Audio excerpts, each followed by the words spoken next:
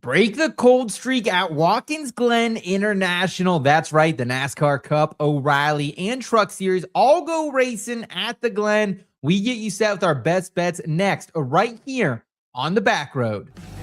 I don't drive a Monte Carlo, and my truck ain't painted black. It ain't got a big white number 3 turning left around the track. Die-casting NASCAR fans out there. Let's go!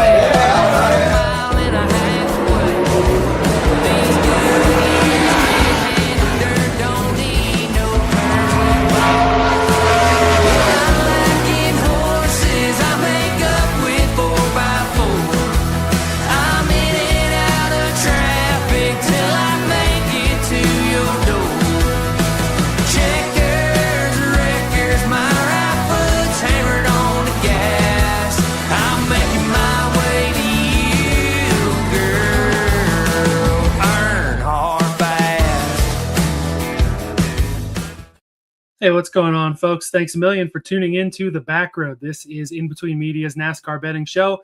Elliot Hick Seth Woolcock back for another week. This time, though, not just turning left. We are turning left and right up in the Finger Lakes as NASCAR's top 3 series go to Watkins Glen, New York for a little springtime soiree up there. I think springtime soiree makes sense. Yeah, Seth? Yeah, hey, I'm here for it, man. And I don't know if it's a false sense of confidence coming off my biggest betting weekend of the season, or if it's the Busch Light Apples talking to me, but this might be my favorite card I've had yet. So really excited to get into the plays and make the most of a Watkins Glen weekend that is absolutely screwed over for the fine people of Western New York. So we're going to hopefully do it service here tonight, Elliot, on the program. Yeah, certainly not the most ideal conditions up there. I believe the NASCAR people, when they scheduled it at this time of the year, they moved it from August, September up to this time. They had a couple people who I guess are from the Northeast region who somehow said, oh, yeah, it's kind of like summer up there. We're a couple of Pennsylvania gyms, and it's not like summer up here. So hopefully everyone stays safe, still has a good weekend. But NASCAR has already announced before a single car gets on track that the Watkins Glen date is back to September next year. So this is a one and done, the Glen in May. So it's going to be exciting. Things are going to be different. We will look back in the review at the Texas weekend, break down all there is to know about Watkins Glen in the horizon forecast. Then in our parking garage props, give you our best bets. And Seth really likes his this week, I guess. Best bets for the race weekend up there in Watkins Glen, New York.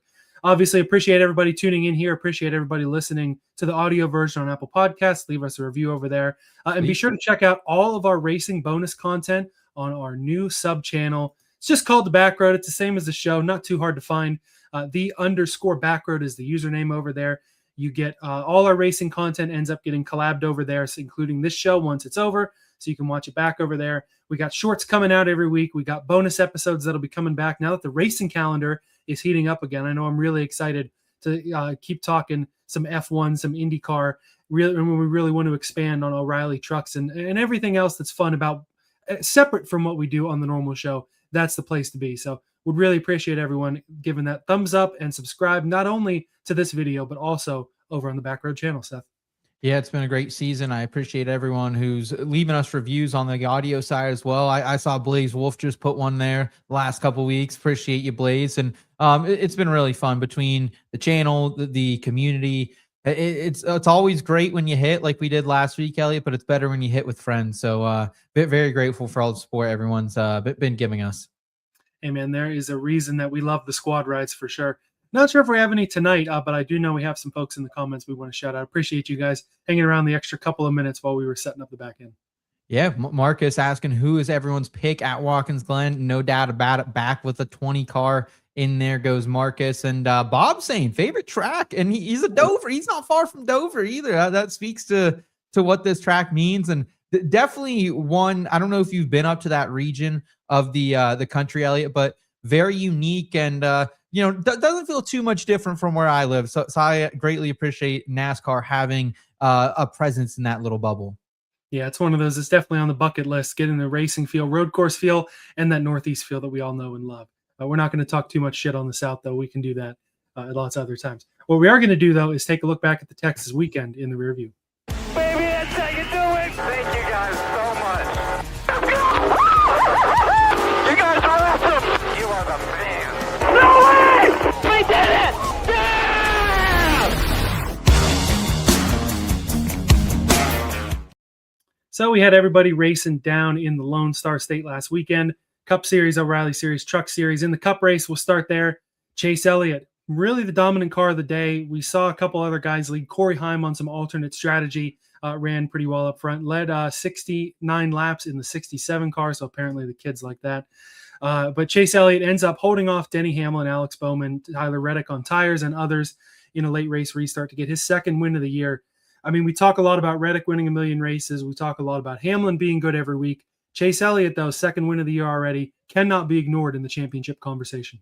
No, he absolutely cannot. And after really a Saturday that went under mentioned about how good this guy looked in practice, Elliott, and as soon as I saw some of those numbers, some of those lap times, hearing what he was saying over the radio, like it was kind of wheels up from there. He didn't qualify super well, which honestly helped us better, is that the books were leaving out anywhere from 12 to 14 to 1 there on Sunday morning. So that was great. And it was a really interesting weekend where we did see Chevys for once, I feel like, have the more speed in the cars from practice. Really the jump. Carson Hocevar, he was going to the top of the boards. He ends up on the pole. Daniel Suarez ends up with a day where he has a P6 finish.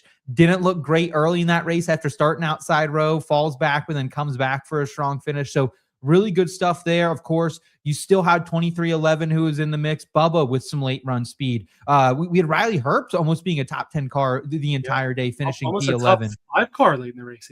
Yeah, it looked great. And Tyler Reddick was in the mix of that too. And like, Texas is becoming a really good track, man. Like, I know it can get funky there in a couple of those turns, but at the same time, I think like that uniqueness is kind of reminiscent of what Darlington is and once definitely was. So like, I'm here for it. Like, you have to handicap that a little bit, and that's why, you know, kind of saved it. And you made fun of me a little bit last week conserving the bankroll on the program, just because there can be some discrepancies. We saw people like Joey Logano get involved with it earlier. Christopher Bell, who was, you know, out to a great start. Ty Gibbs, who like really half that JGR stable got taken out, man.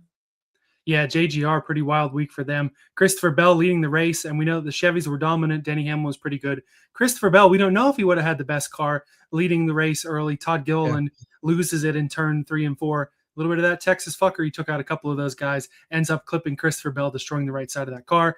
You had Chase Briscoe. He was one of the guys who had trouble on pit road, if I recall correctly. Took out Logano, Custer, etc. And then you had Ryan Preece. Got a little angry with Ty Gibbs. Whether he took him out or not, I don't know right now. Preece with a points penalty and a fine that RFK is appealing. On the Preece deal, fair or foul? Oh, man. I'm going to say fair, but that's a tough one, right? I don't know. What's your opinion on that? I don't think he hit him enough to warrant a penalty, but when you go and listen to his radio, when he says, man, when I get back to that 54, I'm done with him. He's lucky his car is so fast and I can't get to him, but it's annoying when guys with fast cars do really stupid things like he does. Got in him just a little bit. It was one of those where he didn't take him out like somebody else might have done a little later in the race that we'll talk about in a second. Well, that's what I was going to say. He didn't outright take him out, but he definitely didn't give him the benefit of the doubt, and the 54 car ended up junked because of it. Yeah, I do agree with that, but please bring up the other controversy, because I think that one, like if we're saying fair or foul, racing deal or not, I don't know about old Rowdy out there. Yeah, a guy you didn't mention who had a really good day was Kyle Busch. Qualified in the top 10, ran up there most of the day, was hovering around 10th to 12th on that last restart. He and John Hunter Nemechek get together. The 8 car kind of ran the 42 up a little bit. 42 maybe could have let off. The 8 car probably could have given him some more room. Kyle said he's driving off of marks on the track instead of, you know, where the other cars are on the track, which that's kind of silly. So the 8 car ends up in the fence, ends up kind of backing it down off the next corner, slamming into the 42 car, spinning him out. Killed the 42's day and killed the 8's day too. Was probably going to finish top 10, ends up 20th. They didn't give him a penalty. They said the SMT kind of said maybe the car was broken. It didn't look super intentional. Sure. That looked to me like a little bit of a Kyle Busch hissy fit where he definitely didn't have to let the car smash the side of the 42 and dump him. Well, hey, you have the new crew chief coming in and you're having a pretty strong day. Like, should that been a top 5, top 10, arguably day? Yeah, absolutely. And he was running P12, but then to go back and finish 20th, like you take a lot of those stage points that you got early out of the equation. JHN finishes 21st. You make an enemy out on the track, so much at the books. Once again, we got a little JHN Kyle Busch action right there. I think plus 165 if you want to get invested with John Hunter Nemechek. So it's just not a good look, man. Like, I understand Kyle Busch is frustrated, and Rod talked about this on a couple episodes ago. We did a bonus pod, like in or out of the championship conversation. And when you get frustrated and you've had so much success in the past, it's not like this is Riley Herbst struggling, right? This is Kyle Busch. Yeah, certainly. He's going to need to keep his head together and not have those sort of incidents if he wants to continue on. But on the betting card, though, you were right. I made fun of you last week for only having top 20s pre-flop. End up hammering Chase Elliott. You and Chris both had him in the matchup contest. Obviously won those because then I went to victory lane. For me, it wasn't the biggest betting weekend of the year, but I did get back into the green after 2 weeks out of it. And even though I hit enough bets to get back in the green, it's tough luck. A little bit tough luck for me because I had outrights on the second, third, and fourth place finishers. I had a top 3 bet on fourth place. I had a long shot top 10 bet. Eric Jones finished 12th, but still hit enough bets to be in the green. Had the Elliott top 5 at plus 260 that I had. That you guys were even like a little, I don't know about that top 5, maybe a little bit of a reach, but I'm glad you saw the light as well on Chase. Alex Bowman's third place finish hit the top 10 bet and the group bet on him, plus 280, plus 250 respectively. And one of my matchups I hit Bubba Wallace over Ryan Blaney. Bubba got him by 1 spot at the end to hit my plus 125. And it was a slim enough margin that bet hitting was the reason I was in the green. So I appreciate Bubba holding off the 12 at the end. Hey, that's all you can do, man.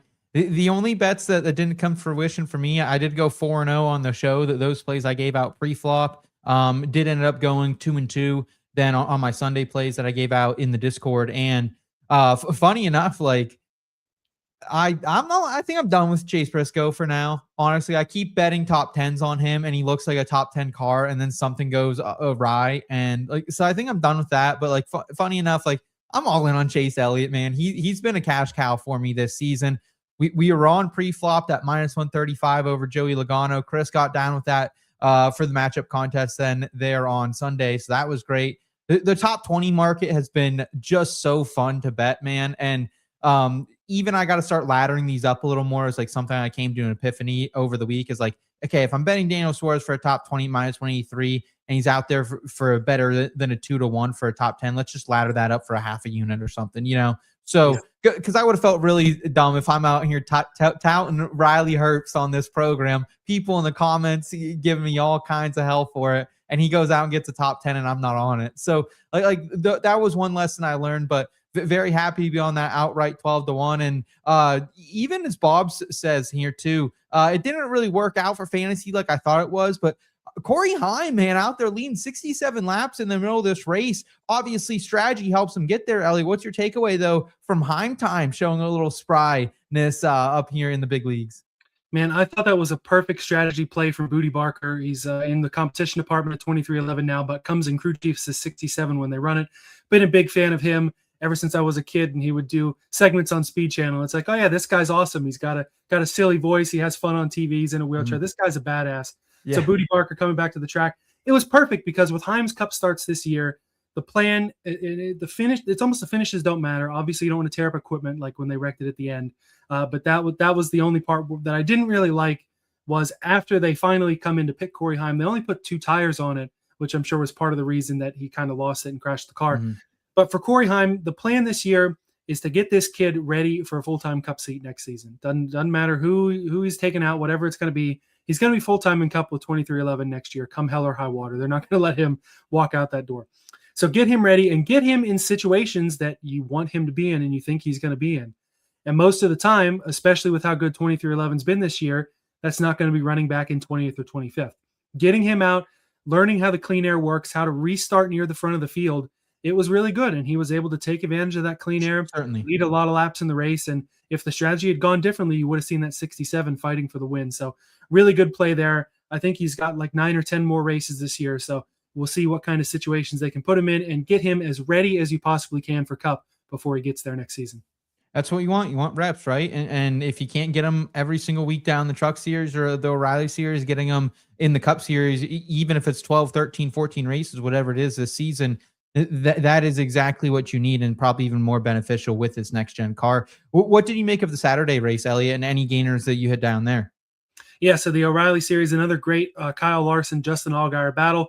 Goes to Larson again, winning this race for the second straight year in the 88. had some decent bets hit. I had a boatload of money on a Jesse Love top 10 at minus 219 that was really, really close to not working out for me. But the late race restart, he's able to get into the top 10 there. Parker Retzlaff plus 108 for a top 10 was able to hit that. Nice one.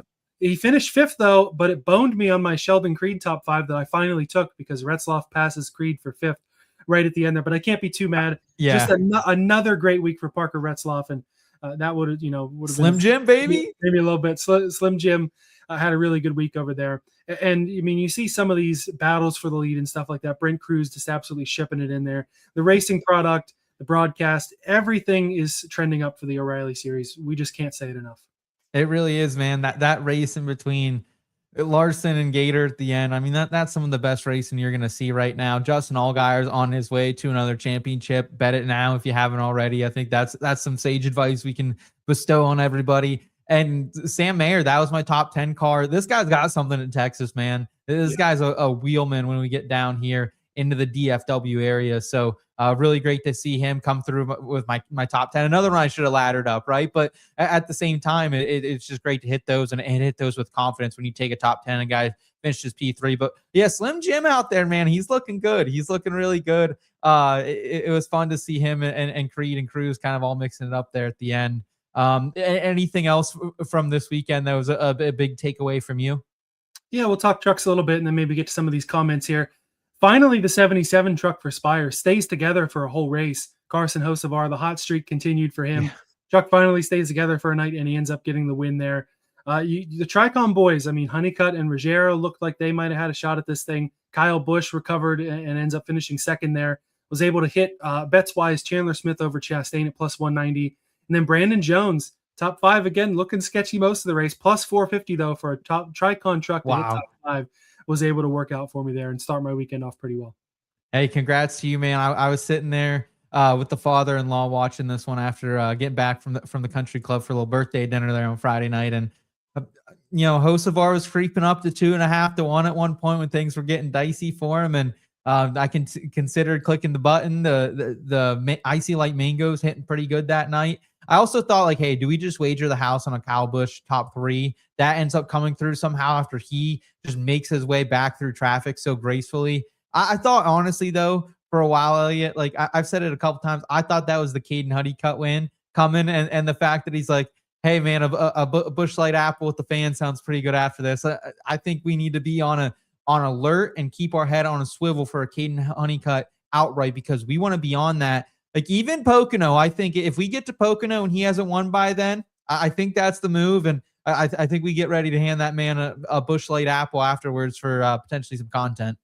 I would love that too if the trucks were racing at Pocono this year. Oh, you're right. Oh, my. The tricky triangle. Very unfortunate because that was a really good race over the last few years that they've been there. But just a Cup O'Reilly and ARCA over there. But hopefully, what did they sub it out? What St. Pete? Was that pretty much they put it in St. Pete and they took out Pocono?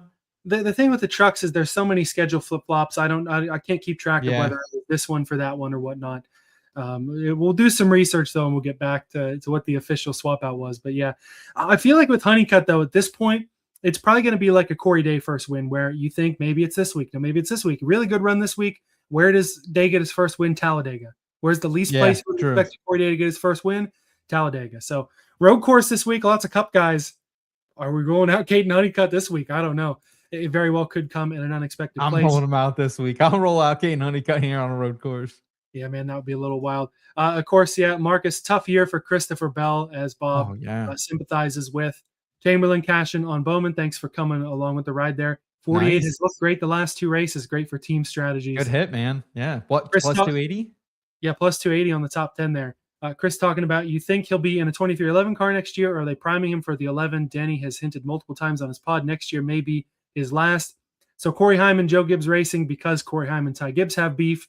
Hyman, Joe Gibbs Racing are not going to, it doesn't seem like they're going to be put together. So I think the 11 is going to be Brent Crews, probably. Unless they bring back Rowdy for one more year. You know what I mean? Just maybe a farewell tour. Man, I don't think that either of the top teams are going to have the space or the willingness to bring in Kyle Busch. I would love it too, but I think probably it's Brent Crews for the 11 and Heim. Unfortunately for Herbst, they're not going to have a fourth charter for him, and they're not kicking out Bubba or Reddick. So that's kind of tough. Chris also thrown in, it's a cash cow, Seth, fading Joey Logano. Yeah, I had Logano. Sir.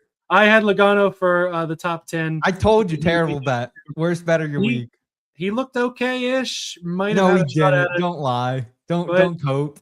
But you get involved in that on pit road. I mean, a couple incidents on pit road. Cole Custer just stops to let, I think it was Gibbs out of his box. Logano just absolutely smashes the rear end of him. It was not good. And yeah, I might have to think twice betting Logano in the future. Okay, bet Logano, short flat tracks, fade him at 1.5 miles right now. That's pretty much how I've been doing it. I'll really continue to do that throughout the rest of the season, I think. Yeah, man, I don't blame you.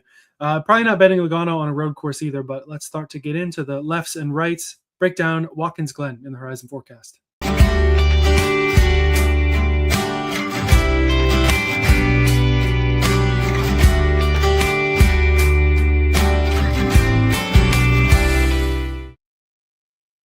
Entry list this week. Hey, how about Brad Keselowski, RFK, getting Modelo on the car there? That's kind of a fun one.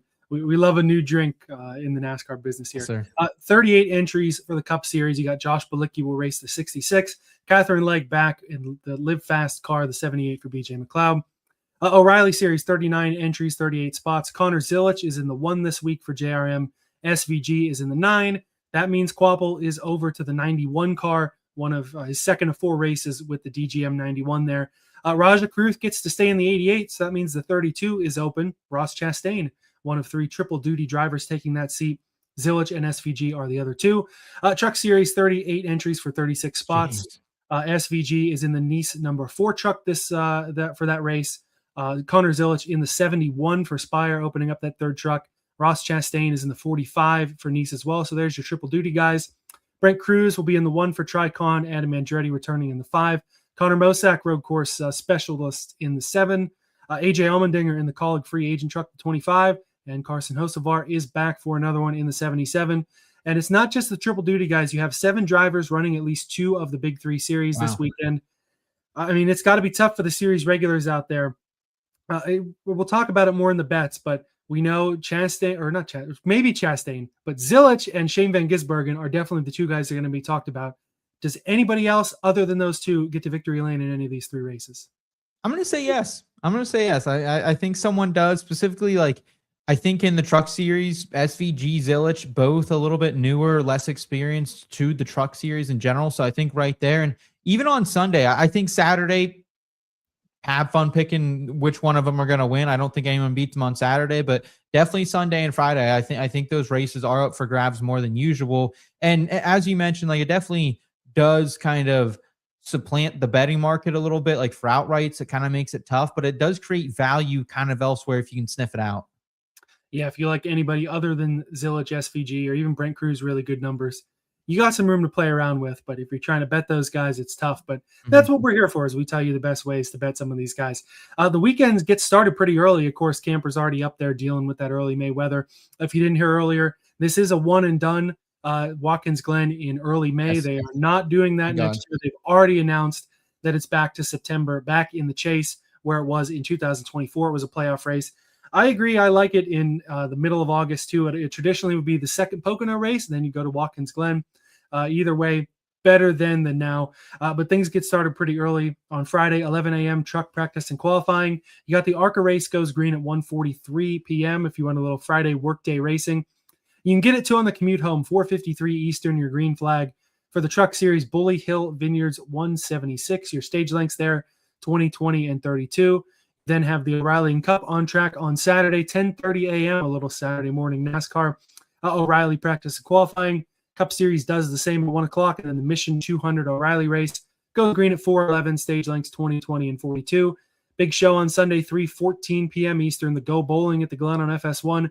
Stage lengths 20, 30, and 50. We'll talk about it a little more in the trends, but this year's race, first time ever that they're running 100 laps at the Glen instead of 90. Do you think those extra 10 laps make a big difference, or just a little extra show for those fans coming out in the bad weather?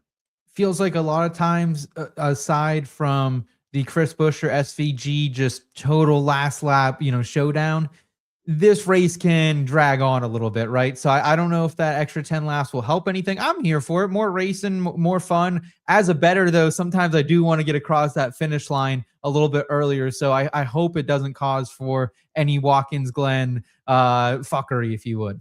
Yeah. Hey, I'm just going to call it, we get those laps back on the end for what gets taken away in the stage cautions, which granted, the one year that they didn't do them, it didn't make the race all that more exciting, but Made it worse. The more green flag laps, the better, is what I say, as we head to Watkins Glen International. The weather, again, doesn't necessarily look perfect. We may have to throw on the rain tires, but pay attention to the meteorologists up in that area. We're certainly not those sitting here in Pennsylvania.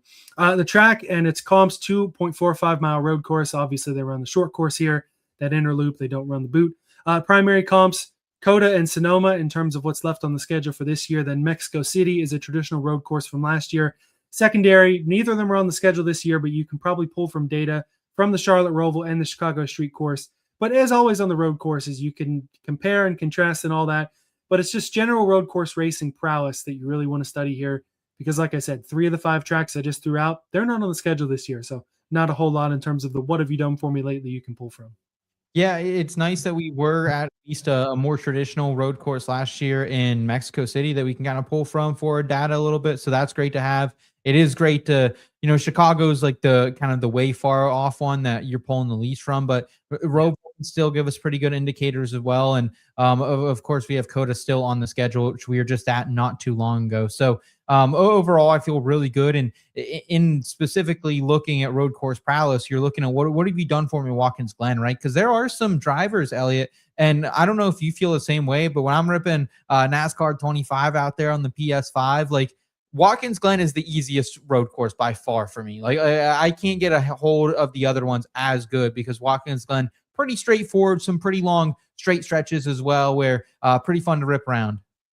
Yeah, I would agree with you. Probably the easiest. I always kind of thought it was maybe just because I put in so many laps there also on NASCAR 2006. And could like be, that. yeah, it could be.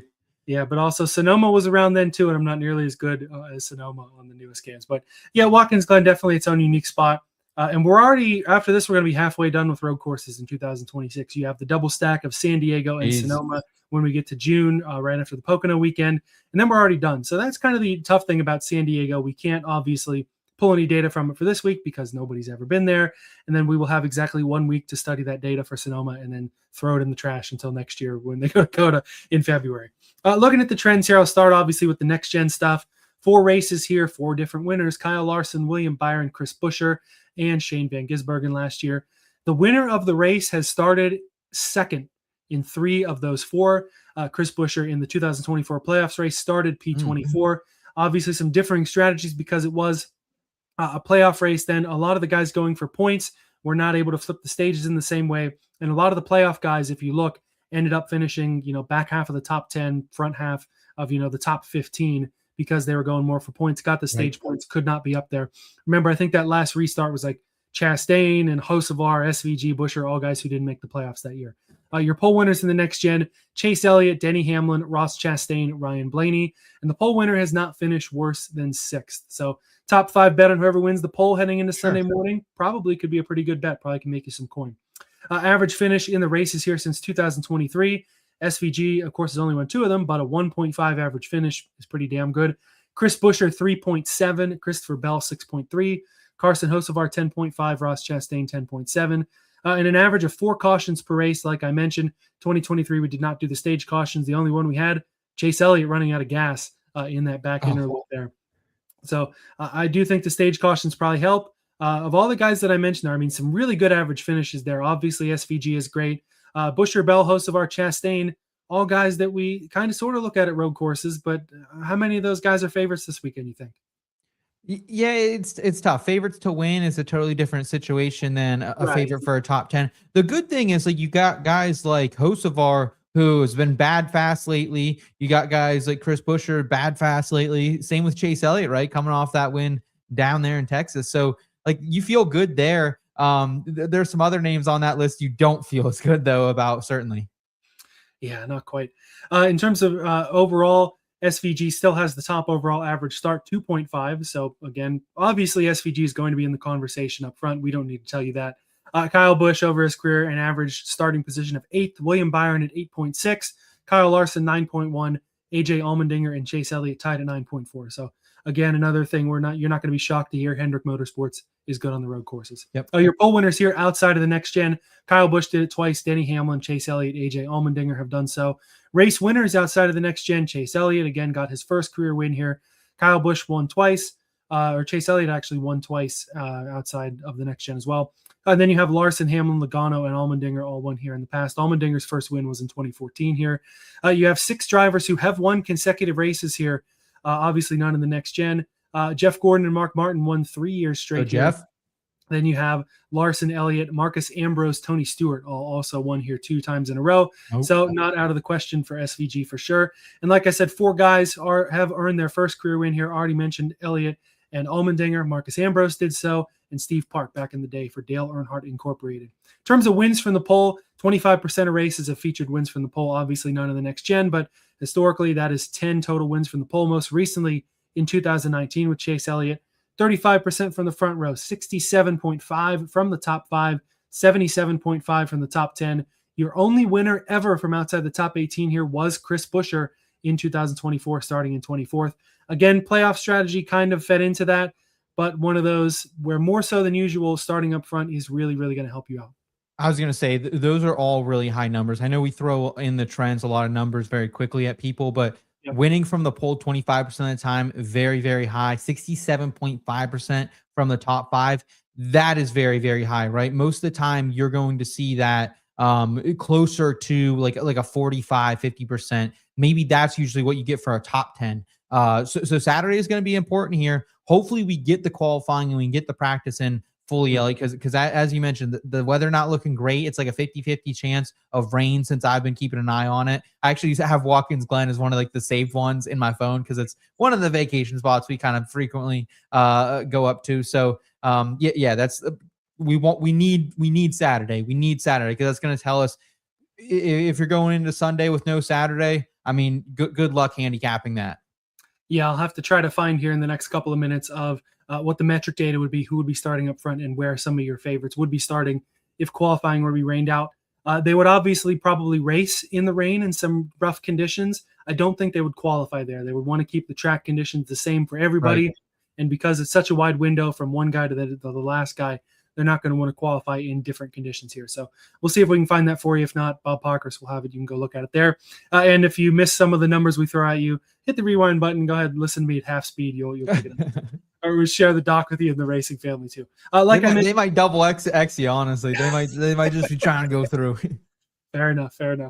This is, like I mentioned, this is the first time since 1965 where we will race more than the 90 laps, 220 and a half miles we traditionally do here. We have that extra 10 laps on there. 3 overtime finishes, including that unbelievable 2024 last lap with SVG and Chris Buescher. That's the only time it's happened in the next gen. And maybe with that extra 10 laps, who knows if we'll need any more than that. In terms of how the model looks, shout out, of course, to our guy, Chris Colicchio. Stats for My Fantasy Race, help you put into it as well. Everyone will be totally shocked by who's number 1. It's Shane van Gisbergen, best grade by far. But only the top 3 crack the 80% mark, and only the top 9 even get to 70%. Plenty of variables in road course racing, plenty of that classic fuckery. And honestly, you may consider road courses to be more highly variable than super speedways nowadays. Yeah, absolutely. And that's why it's tough, specifically because some of these drivers coming in here, like William Byron, he's at a B plus 82% in our projections this week, 3rd overall. He hasn't been running super great. You can say the same with Ross Chastain, top 6, Chase Briscoe, number 7.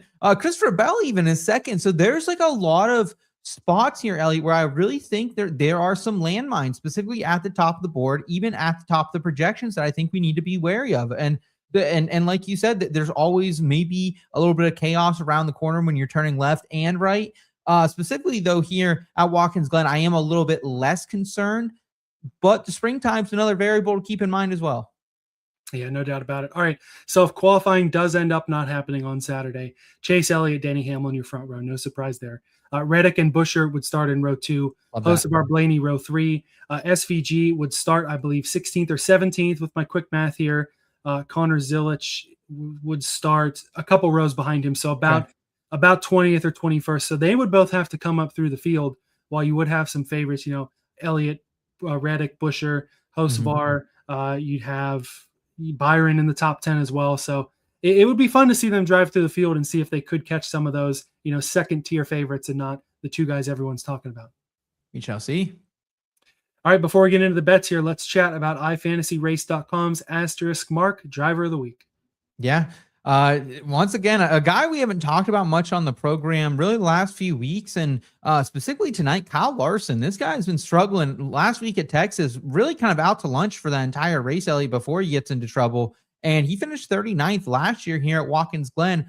But for fantasy purposes, we're still hearing from my fantasy race that he would avoid at all purposes, right? In that race, Larson started 26th, but then on lap 6 while running in 24th, Larson had no brakes, spun out, and then went to the garage. So it's one of those things that for me, I think you just have to throw out what happened to Kyle Larson in 2025, right? Kind of a freak accident.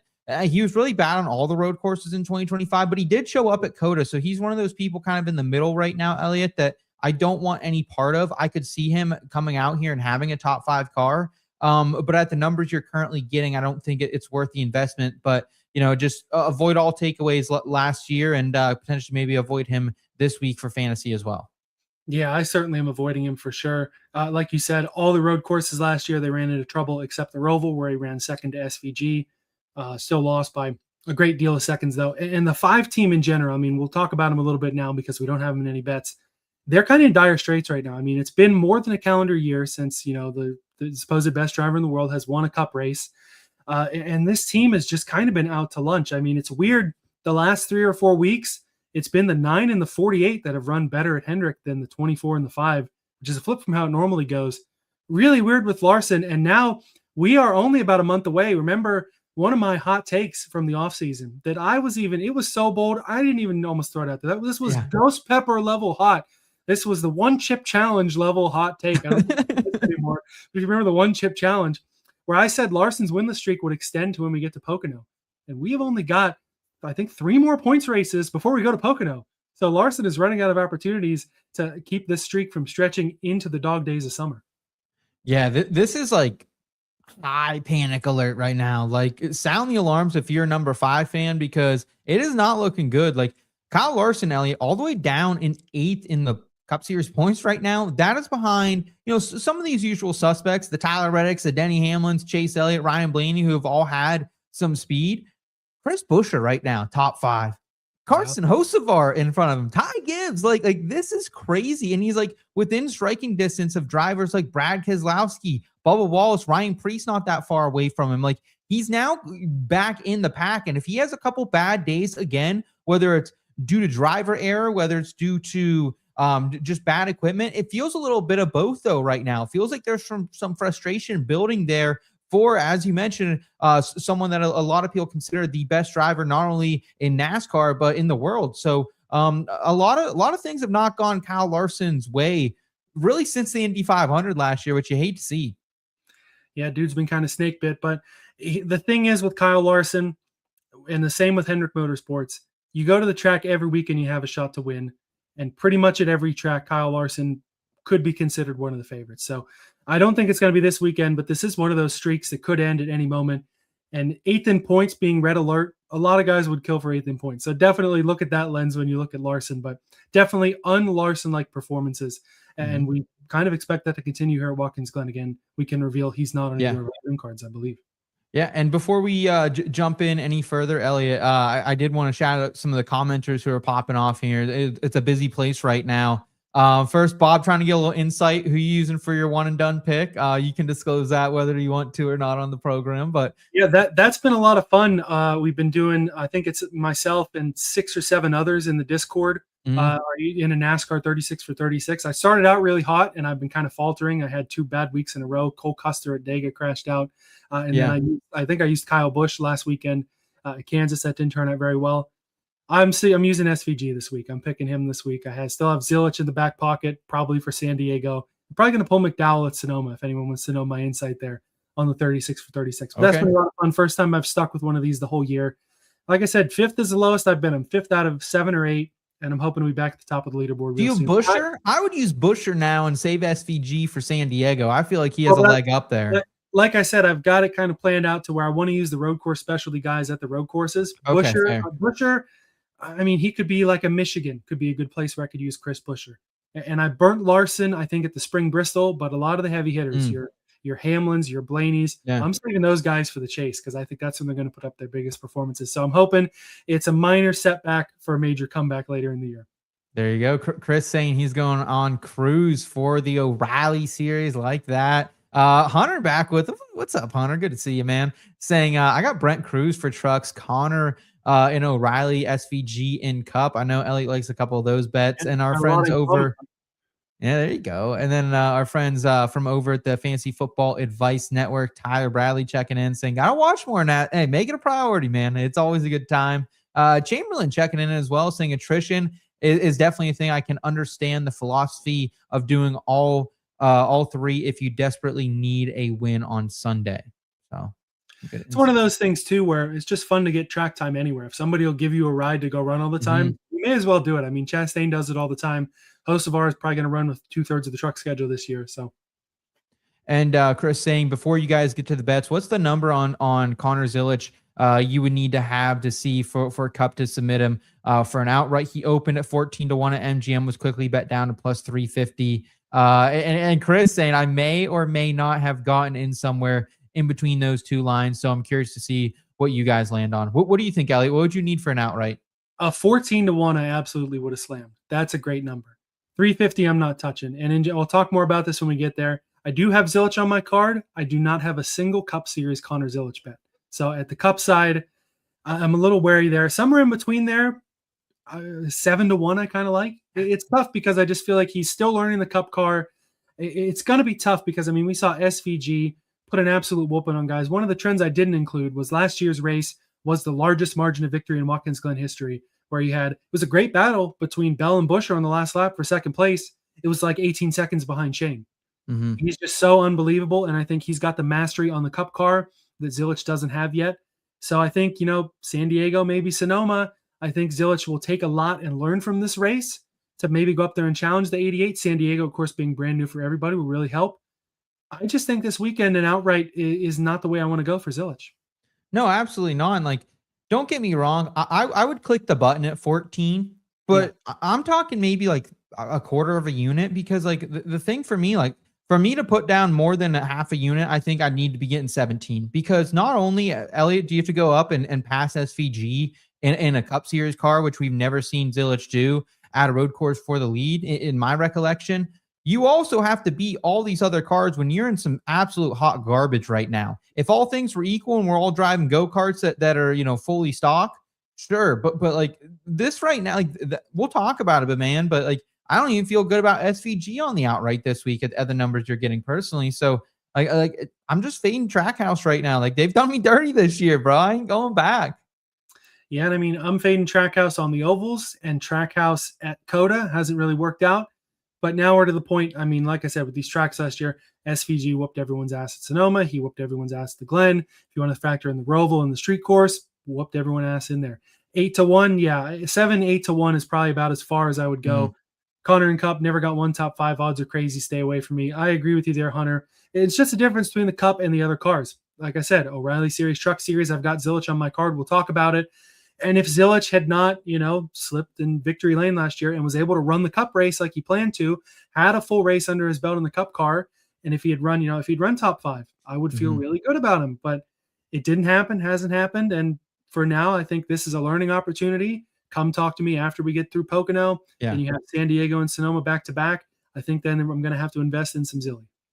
I completely agree. I think that is the timeline. And the issue is that there were people like me pushing the top 12 season agenda on Connor Zilisch, and we're way too high. Every year, man, it's almost every other year I talk myself into the rookies, and I finally stopped doing it. I think the last 2 years, and I was right back in with Zilisch, which it's tough. It's tough. I wish I would have invested in the Carson Hocevar season win total instead of the Zilisch. It looks very silly now.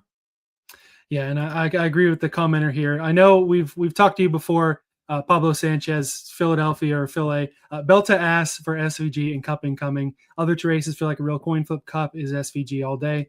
That's kind of where we're at here, I feel like, and we'll get to the bets here in a minute. But first, Seth, remind everybody, I know we've mentioned the family a couple of times. Remind everybody about the IBT Racing family.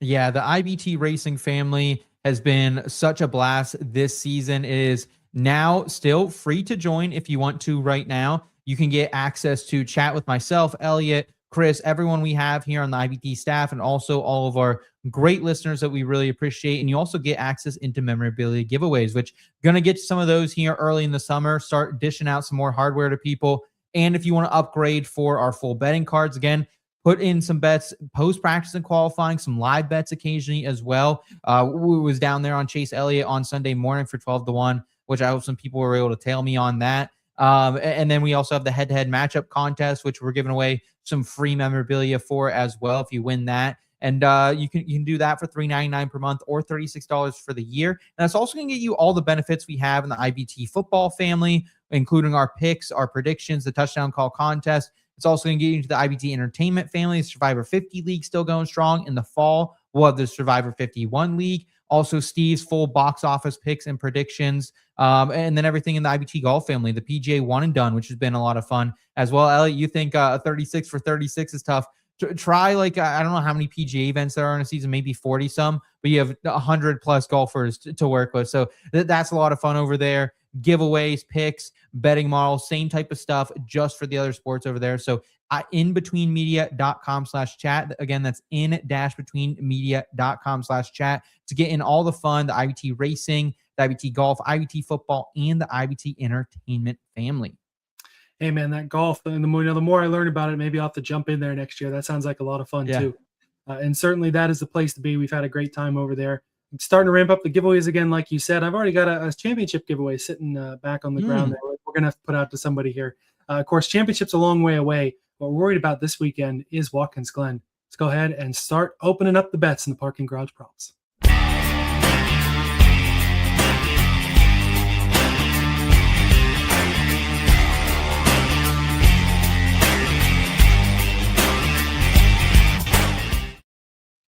In terms of what the books had, I mean, we know the odds are going to be juicy on SVG and Zilisch, so I can't really complain about that. Still some good value, though, down the board, as we have anytime we have those crazy favorites sitting on top. Yeah, and it's always a good week to bet NASCAR in worlds where we have truck top 10s and O'Reilly Series top 10s on the regular. I started the year being like, man, that's prediction markets. I'm not going to do that. You offer me Xfinity and truck top 10s, O'Reilly and truck top 10s, and Cup Series top 20s.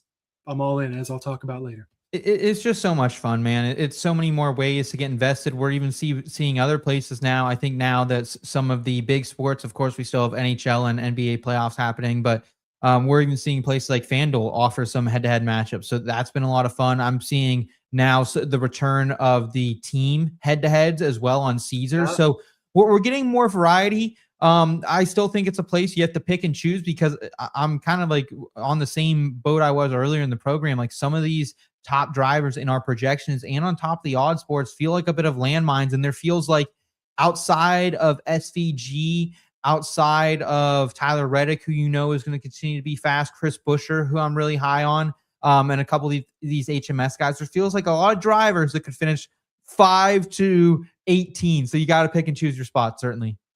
That's what makes it fun, though, and you still get some decent odds down the board there. But we got to start off with one of my favorite little gags I got going here. I don't know if you guys have ever heard of Flight of the Conchords. They are a New Zealand comedy song duo. They had a show on HBO for a couple of years. So with Shane van Gisbergen being a Kiwi as well, always got to throw in a little Flight of the Conchords pun this week. One of their albums is called I Told You I Was Freaky. So we told you he was freaky at these road courses. My parlay of the week is SVG for the Cup and O'Reilly Series outrights. That is plus 372 over on Caesars. I know if you throw in the truck and have him go for the weekend sweep, they have a pre-built one that I think was 10-1 and is now 12-1. I'll talk about it in the trucks where I like some other guys a little more than that. Cup and O'Reilly, though, I think SVG is by far your favorite. And, I mean, we already know everything there is to know, basically, that SVG is the best here. He's mastered every road course that we go to except for Coda, and even won the O'Reilly race there this year. So he's got something there when he's in a good enough car. And I don't even think Trackhouse needs to be particularly good for SVG to run away with this. I mean, it's one of those where I'm sure they're putting a lot of their focus on the road course program. And I mean, think back to 2023 in Chicago. I know it was a lot different conditions, different setup there, but I'm sure that Project 91 car that supposedly is coming back for San Diego could be an interesting entry there. But I'm sure that was not the best car out there that day. It just had the best driver. So as long as this thing has 4 wheels on it, an engine that turns the same cylinders as everybody else and keeps all 4 of those wheels on the track, not getting involved in any of that Watkins Glen fuckery, it's SVG or bust. And in the O'Reilly series, JRM in general, they've whooped ass on the road courses. I think they've won X amount in a row on the road courses, which is just ridiculous. And they have both SVG and Zilisch in their cars. That'll most certainly continue, but SVG obviously where we have to look at first. You totally do. To me, like if you're taking the outright here, I just don't think it gives you enough wiggle room, specifically if you're taking the parlay. And like, I just don't feel as good about it as I did in the past because of the equipment, right? And not only do you get that in the Cup Series on Sunday, but then you also get Connor Zilisch, who's in equal equipment in the O'Reilly series. So like that kind of scares me a little bit on this, man. Like I don't hate it, and I'm gonna probably feel real dumb as we come in here. We'll be live next Wednesday, by the way, 8:30 p.m. Eastern time. By the way, we gotta jump a day early here. Got my brother's graduation from the State Police Academy on Thursday. I think Elliot, you're working that night as well. So some stuff happening there, but we're gonna come back about 6 days from now, and I'm gonna feel real dumb because you had nearly a 4-1 outright on SVG. I just miss the days of not even like the 16 and the 17-1 sweeps we used to get when he was still early on here. But even like the 8-1s and the 5-1, like plus 372 just doesn't wet my whistle as much with as much variance as I think we see out there this week. Well, and I just like the way to make a little extra value thinking he's going to win the race. We were just talking about what would the number be to bet Zilisch outright. Like I said, 7-1's the first I'd start to consider it. I also have the SVG outright straight up at plus 140. So this one, I mean, I understand your equipment deal with Trackhouse, and I completely agree with you. This is just an entirely separate deal where SVG he's the man, and I think he's going to continue being the man. So on this note, can I throw my SVG play as kind of a counter? While we're talking about Shane, go ahead and throw it out because it's another good way to potentially get invested in SVG if you don't want to risk that outright at that low of a price. I think at the price difference too, like again, I'm a more conservative gambler than you are. We've talked about this plenty. But Shane van Gisbergen, top Chevy right now, minus 105 at DraftKings. I'm down 2.5 units on this one. And like, again, I just can't see him winning so dominantly that he's worth the price he's going off at. But I definitely see him still being the top Chevy, right? Because like to me, you look at the other Chevys who are projected to beat him, at least by the IBT model projections.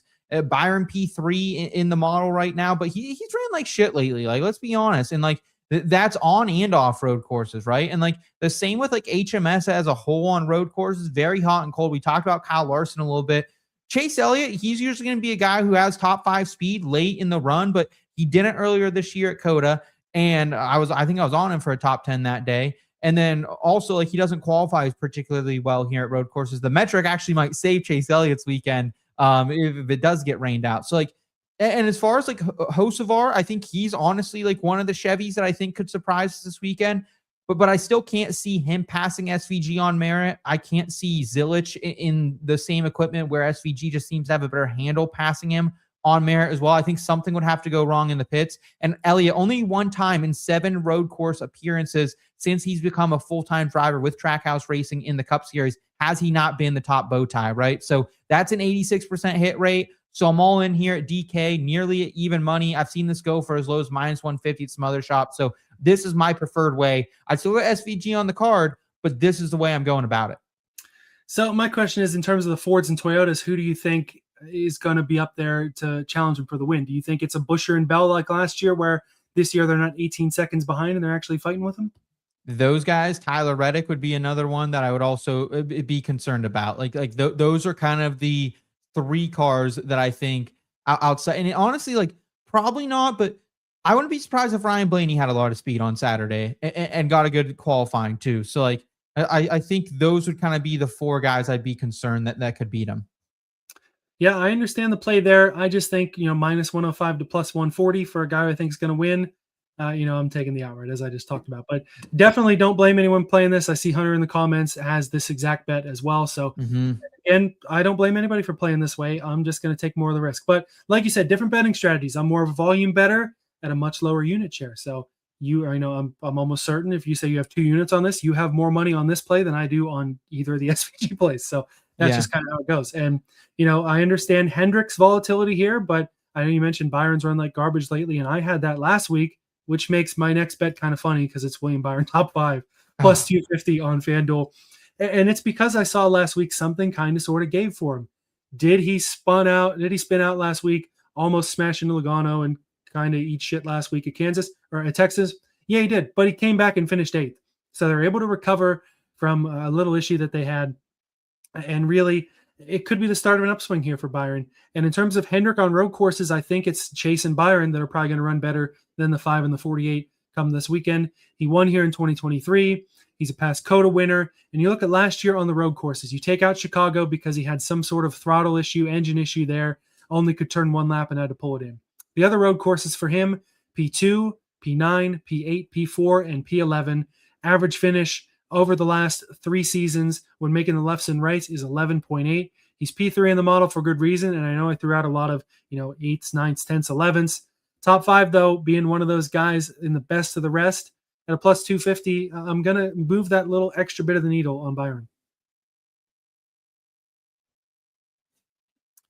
You might have hit the mute button there. It's aggressive to me, Elliot, but I think it's the only way you can get invested with William Byron, right? Because you can't feel confident enough to lay the minus 120 floating out there for a top 10. And when he finishes top 10 here, he finishes top 5, right? That 2023 win and that 4th place last year. But then he does have a couple hiccups, right? A P22 back in 2022, and then 2024, just kind of some funky stuff happening there. So like I feel like it is going to be a top 5 day for William Byron, or maybe it's kind of a complete fade with him. And now you can actually I've been taking a gander, not top 10s and not top 5s at now Kalshi, and then also you can actually bet at DraftKings this week. They actually have to bet the field against SVG. So anyone but SVG wins. And you can also do that SVG and Zilisch, plus 173. I thought about tapping that, but I would actually maybe look to fade William Byron a little bit this week. But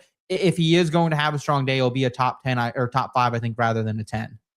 And I think part of this bet too for me is a little bit of the inflated confidence of, I'm not certain about Chase Elliott, but I'm going to pull the top 5. Goes out there is the best, one of the best 2 or 3 cars, and wins the race. So double down on Hendrick. They're usually going to have 1 car in the top 5 every week. Going with 24 this week. We'll open up your placement props here. Top 5, top 10, double stack on one of the guys we've mentioned as a road course contender. Yeah, I've been talking about not doing enough car lifts this season, so we're going to do it here with a Chris Buescher top 5 and top 10 plus 250 there on the top 5. I got a even money boosted top 10 at BetRivers, 5 units down. One of the biggest bets of the season for me, Elliot. Just a half unit sprinkle on that top 5, though. The thing here you got to keep in mind with Chris Buescher is this guy is hot coming into this race, man. 5th in momentum, average finish, the last 6 races coming in. Been on quite a heater, man. And at the same time, we're coming to one of his best tracks. 4th in our projections this week. 3rd in the Watkins Glen next gen driver rating. 2nd also in average running position in that span. So you look at the average finish of 5.0 since the next gen car came along. That's the 2nd best, right? He's got a top 10 rate of 100%, a top 5 rate of 50%. So I just don't think these numbers are taking this into account. Again, I did use a boost to get to that even money to top 10, but it's still minus 125 at BetRivers, but minus 170, minus 200 everywhere else. It's I think it's minus 340 on Kalshi. Someone absolutely slammed that. So for me, a guy who's 4th in total speed rankings, also at the primary comps in the next gen era, top 10 last year at Watkins Glen, in Austin, also Mexico City, and at the Roval. The only places he hasn't been strong over the last 12 months, Chicago. Okay, we can throw Chicago out, whatever. He wasn't great at Sonoma last year. That gives you a little bit of concern, and also wasn't great at Austin. Those are the things you have to deal with here. But still, he was P3 at the end of stage 1 at COTA earlier this season after starting 14th. I think he kind of just got a raw deal in that one. Strategy didn't work out. So I think Chris Buescher, he on all accounts, man, I think he's really a top 3, top 4 car this week, and he's not being treated one by the books. Yeah, he really is in kind of that golden zone, so to speak, or the great era, or whatever you want to call it. Of he's been running really well. He's really good at the track, and the books haven't caught up to it yet. The boost definitely helps to get the top 10 to even money, but obviously, like you said, he's great here. He's run great the last couple of weeks. RFK as a whole is in a really good spot right now. And I mean, you talk about, I'm excited with some of these guys. Last year, you had 3 really good drivers: Tyler Reddick, Chris Buescher, Alex Bowman, who didn't win a race. Reddick has won 5 of them. Bowman's ran 3rd the last couple of weeks. You have Chris Buescher in a really good spot too. So hopefully by year's end, all of them are able to get a couple of wins on the board. Yeah. Chris Buescher and RFK. And there have been times where he's even been kind of outshined by the 6 and 60. This is not going to be one of those weeks. And playing the SVG Top Chevy is because you could see Chris Buescher come out, be on an absolute heater, and in the right situation, challenge for a win. Couple comments here I want to get to as well as they continue to roll in here. Phil, a little Manjeski action for him potentially as well. And Blaze Wolf, we can pour one out here, man. We can pour one out. And we still got a couple chances. I think like a super speedway is probably our best chance for that Zilisch win total. Would you agree? And who knows? We're only in the beginning of May. Trackhouse could end up hitting on something. Maybe they win this week. They're going here on the road courses, and they really start to find something. Ross on his day can win anywhere. SVG can really hit on an oval and maybe fall ass backwards into one. And we saw Connor Zilisch win 10 races last year. Yeah. It's not out of the table. That I'm not closing the book on it by far yet, just because they've started rough. Just doesn't feel as great. Doesn't feel as great as No, it did. absolutely not. But you got to have hope if you have that bet. Yeah, that's true. Hunter knows Kalshi with the top 10s, man. It is absolutely the way to go there. And then BHS Cardinal, thank you so much for the like and the subscription. We really appreciate that. It's the best free way to support us over here at IBT. Not only subscribe here to the main IBT YouTube channel, but also youtube.com/@the_backroad that I'll be collaborated with tomorrow as well. So hopefully it's just a click away from me. It's also in the episode description, but that's where we have some more bonus racing content coming your way there, Cardinal. So thank you so much for that support. We really appreciate that. Yeah, much appreciated for sure. And hey, we love everything golf, football, entertainment does. That's all great content. If you're just in a racing mood, that's the place to be. And like we were talking about too, May is a great month for racing. We definitely will have some bonus episodes up also. All right, man, how about we talk some Spire Motorsports? They had a really great week last week, qualifying in the front row. Both had really good days. And I'm going to start with Daniel Suarez running in the top 10 plus 175 at Caesars. That whole crew feeling great right now. Great run for the 7 last week, contending up in the top 5, ends up finishing in the top 10.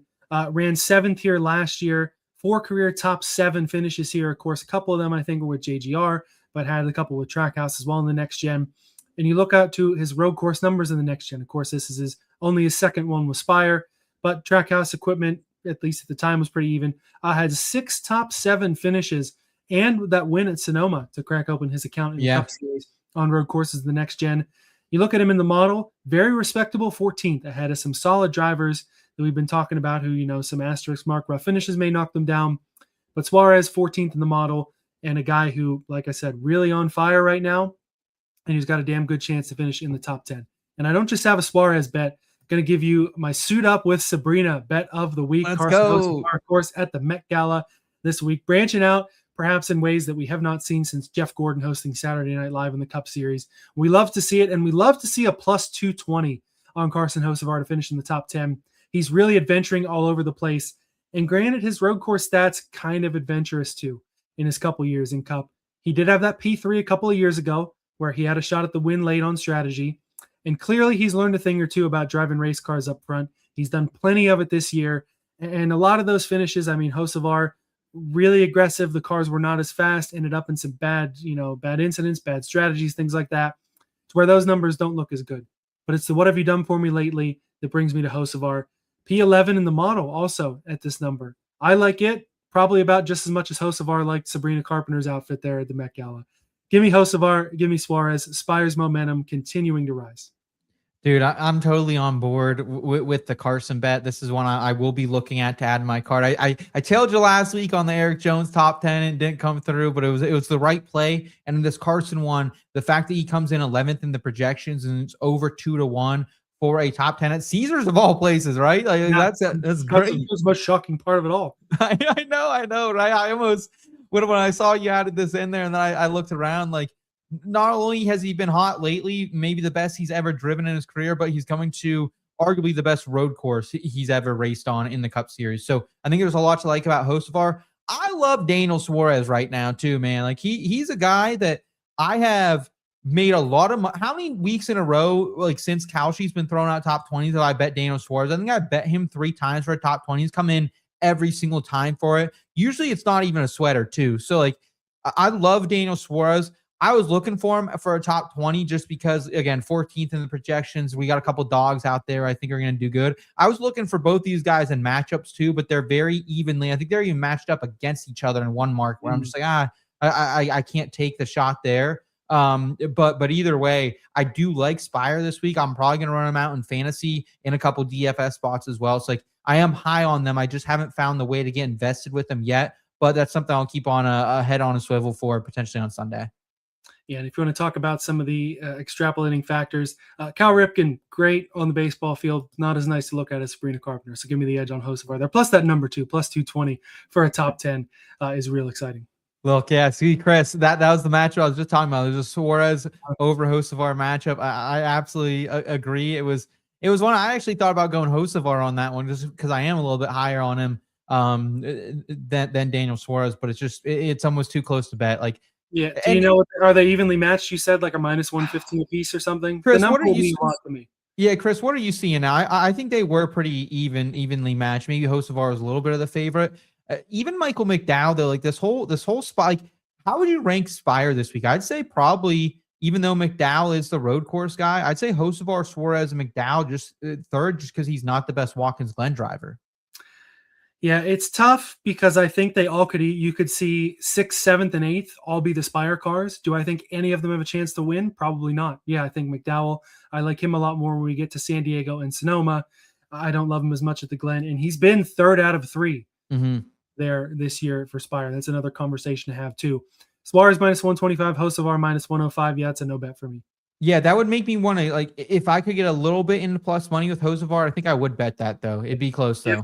If you gave me Suarez at like the minus 105 or the even money, I'm probably going him. But there's a reason Suarez is the favorite. Road course winner, really good stats there. While Hocevar is a P3 in a dream, So also very volatile on road course. A lot of P30s in his Cup Series career so far.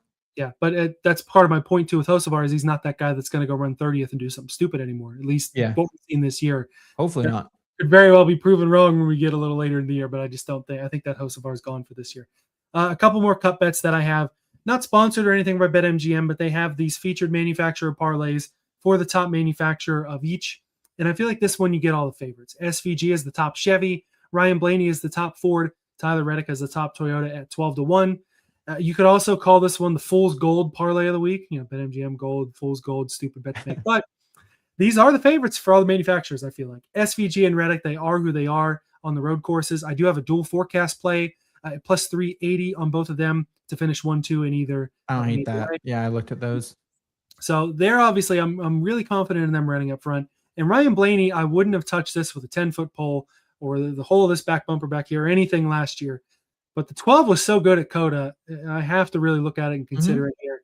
There's not really a slam dunk top Ford favorite. Buescher obviously is the lean. Past that, I mean, Brad's not great at road courses. You're not going to get, you're not going to get Race third at this point. Yeah, maybe Cinny. Yeah, maybe Cindric, but the next gen just hasn't worked out for him. I'm waiting to see him get back to good at road courses because if Penske's hit on something and Blaney's running well, Cindric is probably one of the better road course races in the field. I just feel like the equipment and the setups are not there. I don't have any Cindric on my card, and I don't want to talk myself into it, so I need to shut up and get. I looked for top 20s, juice beyond all hell to go on the top 20. I did. He's actually Cindric finished top 20 in all of the next gen races here at Watkins Glen. Okay, yeah, but juice to hell, I don't blame you for not betting it. Yeah, but yeah, I like all three of these guys to be the top of their manufacturer, and it was enough to throw a sprinkle on a 12-1. Yeah, 2-1 too. Blaze Wolf saying at the score for Suarez top 10, so a little bit better number. Nice. Shopped around there, so good stuff there. And Chris making a good point. Like I don't love Reddick at Watkins Glen. I do agree with you. Like Reddick's stats are not as good, and that's probably like why I wouldn't go with that Fool's Gold parlay there, Elliot, because like I think it's Reddick or Bell, and like if Briscoe can somehow get his stuff to get like Briscoe and Bell are just as good, if not better, at Watkins Glen than Reddick. Reddick's just way hotter, has the better equipment right now. It seems like too. And then, yeah, you're kind of picking between Blaney. Like, I think it's Blaney or Buescher in the top Ford market. And then maybe you make an outside case for one of the other drivers we talked about. Yeah. And hey, you want to talk about diversifying your card a little bit, Chris? I have that same bet, Bell over Reddick, plus 120. It's not on the show, but it is one of the bets that's over in the betting card there. Just because I think Bell's got some upside this week too, but he's just so snake bit that I feel like Reddick in the right situation, Bell could end up, running into the new tire packs in turn one. We didn't talk about that at all. They're implementing some more track limits at Watkins Glen, which includes tire packs at turn one, where you can't have everybody run way off of the track. They all have to stay within the tire barriers. And I know at least one person is going to just absolutely destroy their shit on one of those tire barriers. And Christopher Bell could very easily be that guy with the bad luck he's had of late. Sorry, Marcus. Yeah. Chris trying to make me one of y'all here. I don't think I can do it. Not this week, Chris. Can't do it. Can't do it this time around. Man, I understand. All right, couple more cup bets that I have. I don't have the Bell over Reddick featured on the show. I do have AJ Allmendinger over Ross Chastain plus 110 over on Bet365. And man, considering how bad Kaulig is supposed to be, with how their equipment was not the greatest in the first place, they don't have Chevy manufacturer support anymore. They were both supposed to be garbage. And Allmendinger, while he's not lighting the world on fire, he has not been garbage this year by any stretch of the imagination. 9th at Coda, solid run there early in the year. You look at road courses in the next gen, 9 top 6 finishes, 13 top 10 finishes. And it's a lot of asterisk mark finishes there as well that you have, what was it? Chicago in the rain. I think he ended up junked. One of the years at Coda where they put SVG in the car, they ran like the extra colored car that sucked. Brings his average finish on road courses since 2023 down to 15.3. That is tied with Ross Chastain, 15.3 average finish on the road courses since 2023. The model does give Ross the slight edge. The Trackhouse effect maybe also gives Ross an edge. Neither driver is going to have an awful race. This very well could be a back half of the top 10 battle, if not a little better, if Chevy's really, really good on the day and Toyota and Ford just whiffs on it. I'm going to go with the 16, though, the plus money, the road course expert, and the fact that Ross is probably 3rd out of 3 at Trackhouse this weekend. Maybe it's just me sleeping on him, but I'm going to go 16 over 1. I know beggars can't be choosy, Elliot, but these are a couple drivers I would love to have a top 15 market on, because I think AJ Allmendinger and Ross are live to finish anywhere between 8th and 15th. Like that just feels like a perfect day for me to that. Like AJ Allmendinger, I was looking around for a top 10. This guy's finished like 11th and 12th so much at the road courses. Like, he's going to be a top 15 car, and that's kind of what you expect out of Ross. The issue is there's always some colleague under the hood type of stuff that could happen here where he just blows up and he's running top 5. Like how many times or his radio doesn't work. That was another one I was thinking of. That playoff race at the Glen, he was in the 13. There was that big crash at the beginning, knocked out a couple of guys. He wasn't involved in that, but something with the transmission broke and he only ran the 5 laps and had to pull it in. Yeah, that's what I'm talking about. So it's like that type of stuff right now is why I can't bet AJ Allmendinger at all, really. But this is one of his better tracks. If you want to get invested, it's a place to do it. And you're fading Ross Chastain. You're not fading a world beater by any means anymore. Yeah, one of those where the road course stats are really impressive. When Trackhouse kind of had the field's number, Ross was 2nd in the points, and ever since then, kind of overshadowed there. It stinks. Sure. I hate Trackhouse is one of the best stories in NASCAR for a couple of years, and all of a sudden, Spire's just, which I'm happy for Spire, don't get me wrong, but it's just bad, man. They've just gone in reverse. If anyone's live to leave Chevy, I wish Kalshi would put a prediction market up for that. Hey, what team leaves Chevy? Spire feels like the one, or Trackhouse feels like the one at this point, Elliot. Yeah, if we ever do get to another manufacturer, I don't know that Ram Dodge would be up there. I think they're trying to position Kaulig as their A team, and at this point, if there were another team that were to jump Kaulig in the Dodge manufacturer support, whenever that does happen, Kaulig would be very upset. Yeah, if you get a Honda or something like that, Trackhouse absolutely is the first team to bail on Chevy, because you have Hendrick as the top team. Spire has the Hendrick Alliance. It probably has jumped them at this point. Yep. And yeah, with Trackhouse, just not as good, but it's one of those where maybe they were a little better back when teams knew a little less. Had the RCR, ECR engines. RCR kind of started building the next gen. Same sort of thing as the why we saw Kyle Busch win 3 of his first 15 races or whatever with RCR, and then not go to victory lane coming up on 3 calendar years here. So, I got one more cup bet, and this is I should have made a funny name for this one too, like the Geico Gecko Insurance Play of the Week or whatever, because this bet is just for insurance. Winning number under 71.5 at plus 115 via Caesars, and this is just insurance in case of insanity. This is everybody in the field short of SVG, Zilisch, Hocevar, and Catherine Legg. So that's your 2 favorites, a guy I have a top 10 on, and a car that I hope finishes top 25 because BJ McLeod's awesome. It gives me McDowell, gives me all the Hendrick boys, gives me anyone else in the field that we've talked about, short of those 4. And it's just a little sprinkle, but you got to have some insurance. And I mean, we saw it last year in the O'Reilly race. Zilisch knocks out SVG, destroys the 9 car, could have destroyed the 88 too if he hadn't, if he'd been a little more unlucky in his positioning. So just in case a little something stupid happens, here's the insurance. I don't mind hedging yourself, but hedging yourself when you also have a plus 385 parlay, like you're just taking out, you're making that profit margin very slim if you do hit that's the issue. Yeah. Well, this is, I would say it's a 1 in 70. Well, let's call it a 1 in 71.5% chance that neither SVG nor Zilisch wins this race. Really?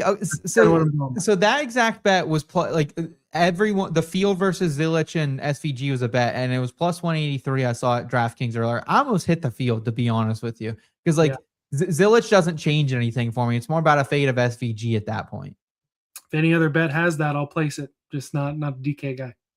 Yeah, you'll place it on SVG and Zilisch. No, I'd probably do the field as insurance and cash this one out if Caesars lets me. Oh, yeah, that might have been the play there. I don't think Hocevar and Legg are going to win this race. I almost threw Catherine Legg on the thumbnail just to give her a little respect, because she hasn't been around for a while. You don't really get to use her in many thumbnails this week. You think that would have been a good play out there, little K Legg? I don't know, man. I don't blame you, but I think we went with the right choice this week. All right, fair enough. Hunter, yeah, that's just colleague being unreliable. They're like colleagues, like the Ford Exploder of the NASCAR Cup Series, where if I'm getting in a Ford Explorer these days, or even probably any time within the last 10 to 15 years, I'm questioning how far we're going, and do we have someone on speed dial to come pick us up? Hey, I had a Ford Focus in college, broke down on me 3 times in the first 3 months. So yeah, don't ever buy a 2012 or 2013 Ford Focus. Don't do it. There's a reason they don't make those cars anymore. Yeah, now, right. You run the Ford Fusion. The Ford Fusion doesn't exist anymore. Fusion ain't bad though. Look, my dad has one of those hybrid Fusions. It's like a 2011. He's put 150 on it. That's a good surprised unit. it made it that far, because that was, my great uncle worked for a Ford dealership forever. Found out I bought that car, broke down the first time. He was like, "Yeah, you shouldn't have bought that year Ford. That's terrible." So, yeah. Anyway, let's get back to the bets here. That's it for the Cup side. But we got plenty on the lower series this week because the fields are pretty stacked. And so we had my SVG parlay. Now it's my Zilisch parlay. The Don't Slip Kid parlay of the week. Glad he was okay. I wouldn't have put this on here if he was hurt any worse than he was. It was back in the car 2 weeks later, won at Portland a couple weeks later. But since he was okay, it's kind of funny. So don't slip this week, kid, if you win, because I like him in the O'Reilly and the Truck Series. This one's plus 440 on Caesars.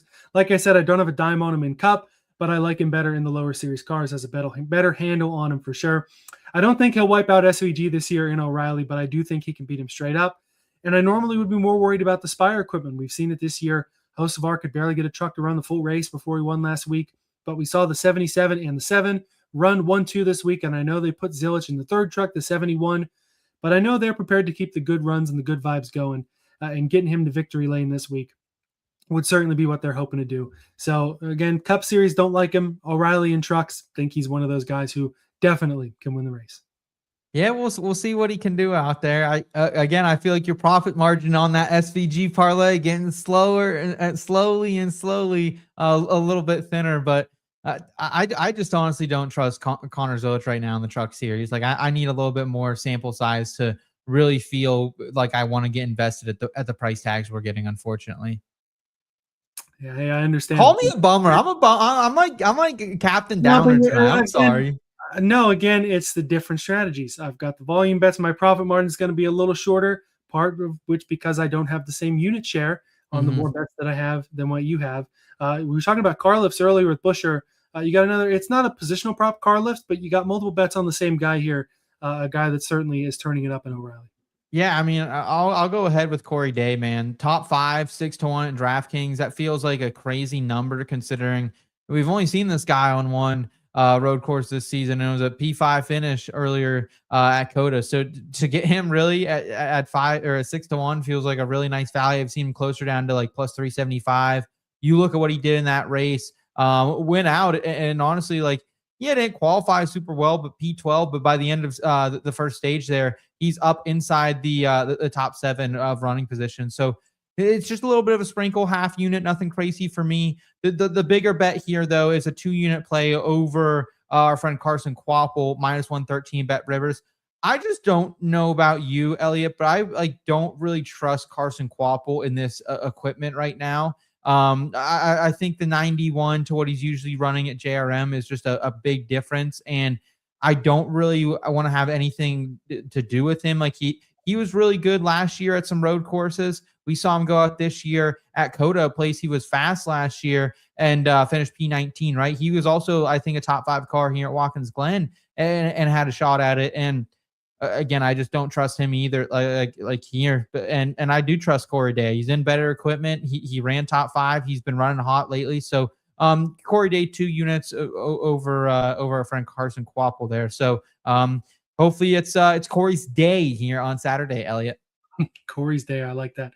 With Kvapil, yeah, he is in that 91. I do think it's a JRM prepped car, but the crew and the crew chief and everything else over there, obviously you're going to go with Hendrick over the DGM guys.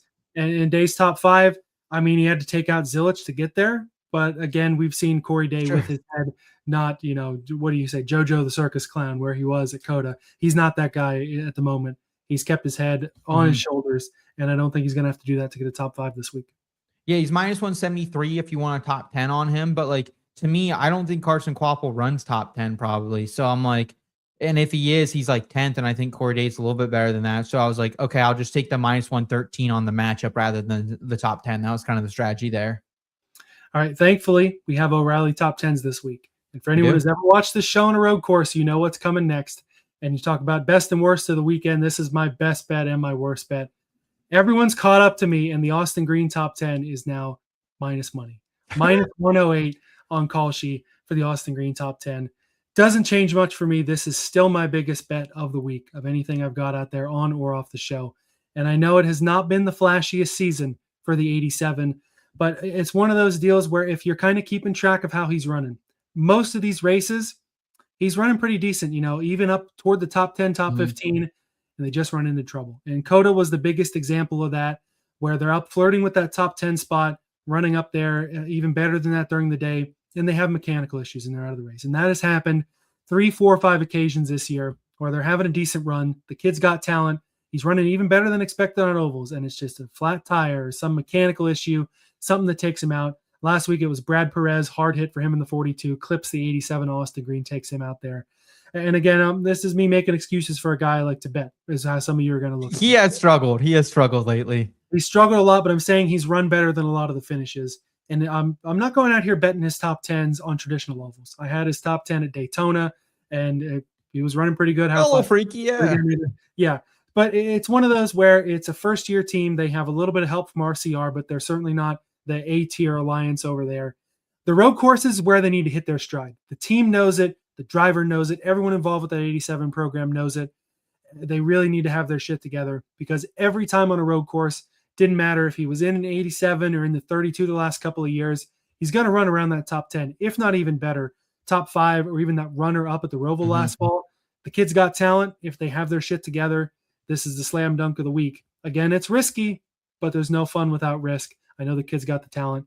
Hate that it's minus money now, but again, I'm proud of it because I have to feel like I've got some stake in this. I've been every road course, Austin Green, place from prop, Austin Green group bet. This is part me for everybody realizing, hey, this kid's great on road courses. We're going to juice it up a little bit. Happy to drink the juice on Austin Green.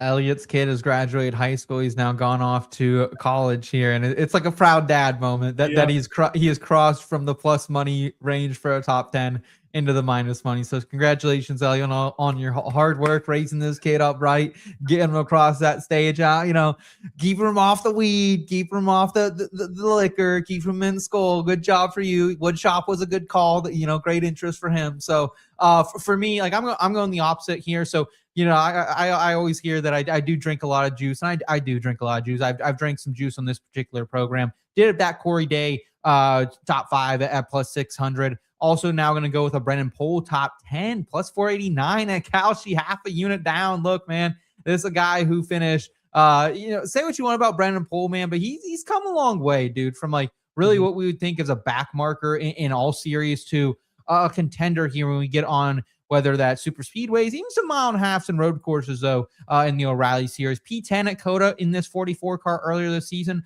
Go back last year, P10 at Chicago, P10 here back in Watkins Glen in 2016. And also, since then, Elliot, 2 of his last 3 years here, he's finished P12, specifically. One of those JD Motorsports, now with Alpha Prime. So a little Brennen Poole top 10, and then a more confidence play from me, 2 units down, William Sawalich top 10. This is a guy last season. I don't think people and the books have caught up to how good William Sawalich is on road courses. Last year at Watkins Glen, started 5th, had a 9.3 average running position, and that was after he got into trouble and wrecked out of that race. And you look at what else he's done at Watkins Glen in particular. First, average running position in the truck race last year, even better, 6.9.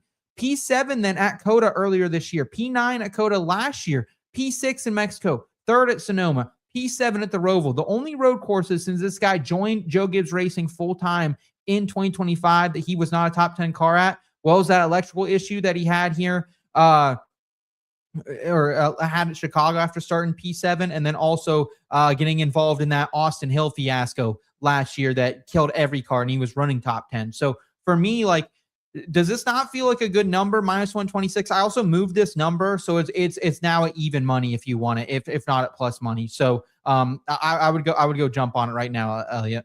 Yeah, even money, I kind of like it too. Sawalich, like you said, underrated road course guy. I don't think you mentioned it, but Portland last year, I don't remember where he finished, but I think he was pretty solid there late on in the race. Don't remember if he ran into an issue or not, but definitely a guy that was near the front last year when they were up in the Pacific Northwest. I like Sawalich, and you're not giving Poole enough credit here. For about 10 years ago, ran a couple of years with Chip Ganassi in what was then the Xfinity Series. Sure. Should have won a race at Talladega, got screwed over by race control. They gave that win to Elliott Sadler because almost won last year at Talladega too, if I'm correct. Almost won Talladega last fall. Almost won. He had a good shot to win Daytona. He and Jordan Anderson this past year. So definitely a guy who, he's found his niche. One of these O'Reilly Series lifers. He and Alpha Prime really building something together. And a guy who, especially at almost 5-1, this is a race of attrition. We talked about it with that Austin Hill, Michael McDowell wreck last year that Hill should have probably still sat for 2 or 3 races for, but he didn't, because it was right after he came back from getting suspended for walling Almirola, and then goes and destroys half the field. I mean, I don't know if you guys remember, but go look up what Ryan Ellis's car looked like last year. Yeah. He had some part go through the windshield, and that man could have got, it could have been a lot worse for him there. So that was a wreck that was, we won't rehash that, but definitely some solid bets here for the top 10s. Yeah, that Hunter, that got bet down quick before I bet that. Tuned into the show, +118. Beauty of the prediction markets is the odds move all the time. Well, they move a lot, and even if it so I bet this at +120 or -126, Elliot. It shifted the other way where it got to +104. I went back in for another half a unit at +104. So then I think maybe that movement, maybe I was the one who pushed it to +118, Hunter. But that's the thing about prediction markets. It's trying to kind of balance itself out. It's not like your traditional sports bet or sports book where if you bet it, it's going to continue to go down. It's going to shift a little bit differently. I haven't really figured out what that is, but we're working on some tools over there at Betting Pros about the liquidity of these markets and kind of how to track that a little more. So hopefully in the coming months, I'll be able to share a little bit of that with you guys. Yeah, man. If you're talking about the markets moving, I hope Saturday morning I can go double dip on Austin Green top 10 at +1. Yeah, just keep hammering down, and it'll potentially maybe move. I'm sure someone listening to the program will at least help move it for you in that direction. Let us know if you're that Austin Green better with Elliot. Let us know about, or if you're a Sawalich with me and my boy Hunter Blazer, baby. Yeah, or some Brennen Poole action too. All right, a couple of truck bets here. Got to start off with the Brent Crews outright at 6-1. Truck Series feels like the least likely race of the weekend that SVG or Zilisch are going to win. Agreed. Crews in a Tricon truck is a lethal kid to have right behind him. 3 road course starts in the Truck Series for Brent Crews. 8th at Lime Rock, 2nd at the Roval, 6th at Coda this year. Unbelievable. And you talk about, he ran here last year, ran like 15th or something. That was in the number 70 truck. So that's not a Tricon truck. When he's in a Tricon truck, and he even is a favorite in the O'Reilly race, not confident enough there. But in the Truck Series, he's got a better handle on these things. He's younger. He's more of a sponge to kind of soak that in. Tricon's on top of the world, and Crews at a 6-1 could end that SVG Zilisch weekend sweep party before it even starts tomorrow afternoon. Yeah, Crews Missile has been awesome this season, and the books have caught up, right? And like you look at any placement props, specifically for the O'Reilly Series, it's even worse. But it's really hard to find a way to get invested with him. I did want to get him on the card, so maybe the 6-1 outright isn't the worst play. That truck race though, that just screams like, hey, 15 different drivers I think could win, which is correct. Maybe not 15, maybe that's a little high, but maybe 5, 6, 7, including 2 of the guys we'll talk about with placement prop bets. Even like Lane Riggs, who we're not going to talk about, I think could go out and win this race. Like there are a lot of guys in this Truck Series race who I think can be competitive. So I think if you're going to go with Brent Crews, I think the outright, I'd feel more comfortable. Like again, like I looked in the top 10 market, it's like minus 300 or something like that. So there's really no other way I think to go with Brent Crews unless it's a head-to-head or an outright. Yeah, I think the outright's the way to go. Placement props looking good too. You talk about our betting darlings, going back to the well on Gio for you, Seth. Yeah, hey man, if it's not broke, don't fix it, right? That's kind of been the thing. I didn't get my Daniel Suarez top 20, so I'm going to take advantage of Kalshi in a different way and go top 10 here on Gio, minus 104, 2 units down for me. Again, like the finish at St. Pete was disappointment. That really, really sucked. We were on him pretty heavy there for a top 5 before we had the top 10 markets, and started P2 on the day, finished 5th in stage 1, P6 in stage 2, had some late race trouble, continued to fall back. But you look at last year at the Glen in particularly, 5th, started 5th. It had a 9.6 average running position, 7th best in the field, finished 3rd that day, also finished P3 at the Roval and Lime Rock. So even though we have more entries coming in here, Elliot, and this top 10 could fill it very, very quickly, I think getting Gio for a top 10 is a lot better of a play than a top 5 and hoping he can squeeze it out. But I don't care if you want to go with the latter, but Gio has to be back on the card, specifically at almost an even money top 10. It feels a little bit like stealing candy from a baby, even a chunky baby. Yeah, man, I completely agree here. I'll talk more about Gio in a minute in the head-to-heads. I love the truck top 10s, and this takes, Austin Green is my road course darling now. My Austin Green before Austin Green was Connor Mosack. And being able to bet his top 10, especially to plus 123, every other Mosack bet, I'd have to go like a top 5. And I would always feel, cautiously optimistic, but then either, the equipment wouldn't quite be there or something silly would happen and you'd end up, even from a 6th to 10th range, I'm losing out on that value. Now getting that top 10, again, Spire is feeling good right now. And I can really feel great about this bet. And we look at the one road course that we've run this year in the Truck Series, St. Petersburg. Guess who was running up front that whole first bit of the race? Connor Mosack in the 7 truck. Then, because we don't have live pit stops, we saw maybe the worst pit call of all time, where everybody else comes down pit road for non-competitive pit stops, except the 7 car, who leads for about another lap and a half, gets swallowed up and ends up with a crashed race car before the end of stage 2. Still ended up top 15 in that race, I think. But thankfully this weekend, live pit stops and the ability to make a stupid call like that, probably out of the hands there. Multiple top 10 runs for this guy, O'Reilly, and Truck Series on road courses, include the last couple of years. JRM equipment last year at the Roval ran top 5. This piece right behind me was from Chicago 2024. Top 5 finished there as well. And even in this truck a couple weeks ago, he was in this race, in this truck for the Darlington race, ran 5th. So Spire's feeling good. Mosack on a road course. Finally get a truck top 10 on a guy I really like to run 6th to 10th at a road course. Beautiful. Maybe my favorite bet of the week. Yeah, Connor Mosack's been a lot of fun to bet the last couple of years, and now that we have top 10s in trucks, I think you were on a truck top 10 last. This is my Truck Series top 10 virginity that I'm losing this week. I know that they had them last week, but I don't think I bet them. I'll double check, but I know I had the Brandon Jones top 5, but I don't think I actually top 10. Feels good. Feels like feels like you're just starting this journey all over again, back in Pallet Town, baby. Back in Pallet Town, I love it. Absolutely beautiful. All right, so we got some fun to round up the show. We will get to our partners at Fantasy Spin here in just a minute. First, I want to talk about our head-to-head matchups contest that is exclusive to the paid tier of the IBT Racing family. And man, like I said last week, you guys, if we want to show the updated leaderboard here, you guys had the Chase Elliott. Sorry about. Okay, there we go. We both got. That's the fun part of both having the back end is one person we both start bringing it up at the same time, and that happens anyway. So Chris, this is me just trying to take it down because I'm now 2 behind Chris again. I'm like, no, I don't want to see that. But Chris has been absolutely on a heater this year. He's in the lead right now. I'm a couple behind him. Got some big time battle there with all of you guys having 6. Blurry Kyle, yourself, Eric Larson, and Blaze Wolf CJ as well. You guys are catching us, and you're one away from me, which I don't like. But man, Chris has just been absolutely on top of the world here, and It's close, man. But at this point, he's just been so good all year long. I don't know if he's catchable, man. He's been so good. Oh, he's got to hit a cold streak here eventually. We had someone trying to get him disqualified earlier in the IBT racing family, trying to throw a little black flag, get this guy slowed down.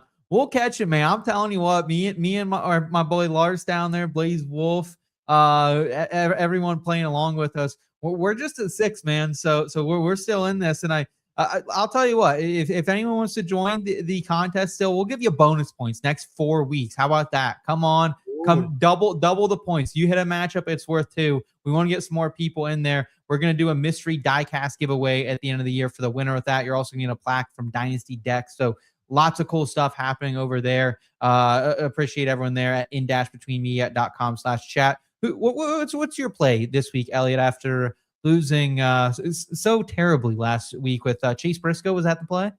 Yeah, I think it was Briscoe over Byron, and Byron spins early in the race. I'm like, man, this is a slam dunk. And then Briscoe, his car gets messed up, takes the alt strategy at the end. Didn't work done out. with Briscoe. Can't do it.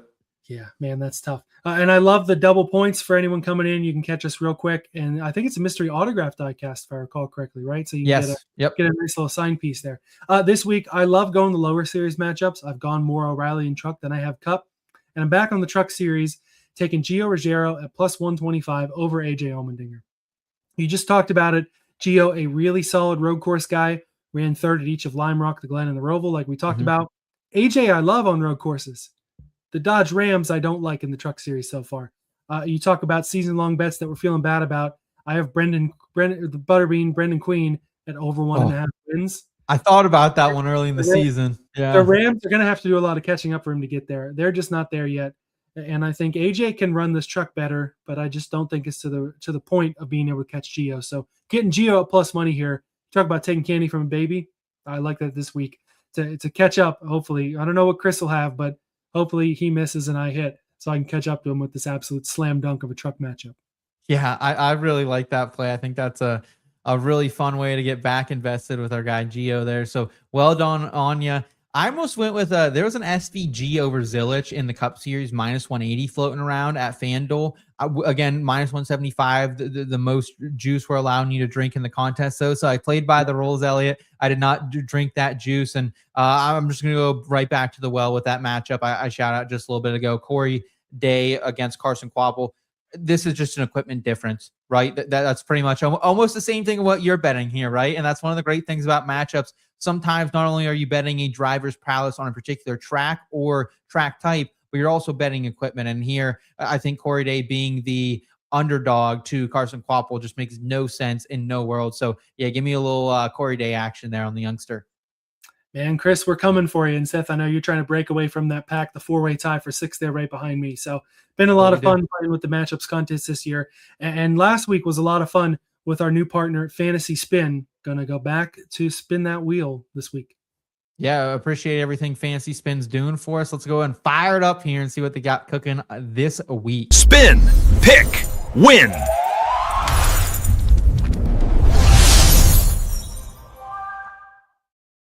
All right, so we talked about it last week as well, but Fantasy Spin, one of the best apps out there on the internet right now. Again, I'm a close friend with one of the founders of this, and if you're looking for a different kind of daily fantasy experience, Fantasy Spin lets you spin your lineup, make your picks, and compete in tournaments based on real player performance.